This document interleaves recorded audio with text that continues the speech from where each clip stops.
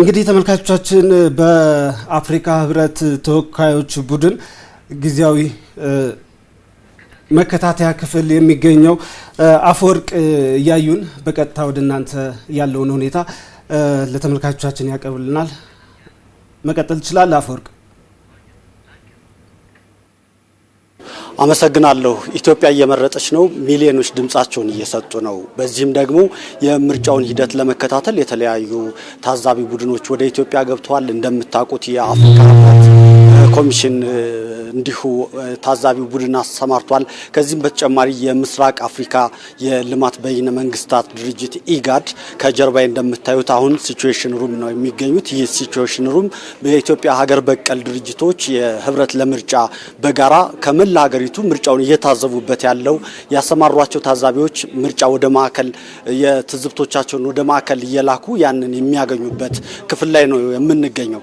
እንደምትመለከቱት ከጀርባዬ ከኢጋድ የመጡ ከምስራቅ አፍሪካ በይነ መንግስታት የመጡ ታዛቢዎች የምርጫው መታዘብ ሂደት ምን ይመስላል የሚለውን እየተከታተሉ ነው የሚገኙት። እዚህ ነገሮች በዲጂታል መንገድ በቴክኖሎጂ ተደራጅተዋል። እያንዳንዱ መረጃ ከእያንዳንዱ ምርጫ ጣቢያዎች ይመጣል። እነዚህ የሲቪል ማህበራት ህብረት ለምርጫ ደግሞ ያንን በማደራጀት አጠቃላይ በሀገሪቱ አሁን ምን አይነት ሁኔታ እየተካሄደ ነው ያለው፣ ኢትዮጵያ ትመርጣለች ስንልስ ምን እየተደረገ ነው፣ የምርጫው ፍትሐዊነት፣ ገለልተኛነትና ሌሎች ተአማኒነትን የሚያመጡ ሂደቶችን እየተከታተሉ ነው የሚገኙት።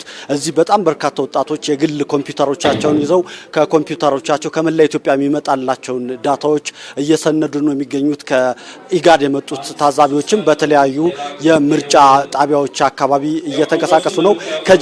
ከጀርባዬ እንደምትሰሙት ደግሞ ከተለያዩ የኢትዮጵያ አካባቢዎች መረጃዎች እየተቀበሉ እነዚህን መረጃዎች ደግሞ በኮምፒውተር እያጠናቀሩ ነው ያሉት። እንግዲህ ይህ ሰባተኛው ሀገር አቀፍ ምርጫ ልዩ ከሚያደርገው ነገሩ አንዱ በቴክኖሎጂ የታገዘ መሆኑ፣ ቴክኖሎጂን ለመሞከር የተለያዩ ጥረቶች ሲደረጉ መቆየታቸው ነው። ይህ የምርጫ መታዘብ ሂደትም በተለይም ከመላ ኢትዮጵያ ታዛቢዎች የሚልኳቸውን መረጃዎች በቀጥታ ከዚህ ሲቹዌሽን ሩም እየታዘቡ ነው የሚገኙት። ኢጋድ እዚሁ አለ።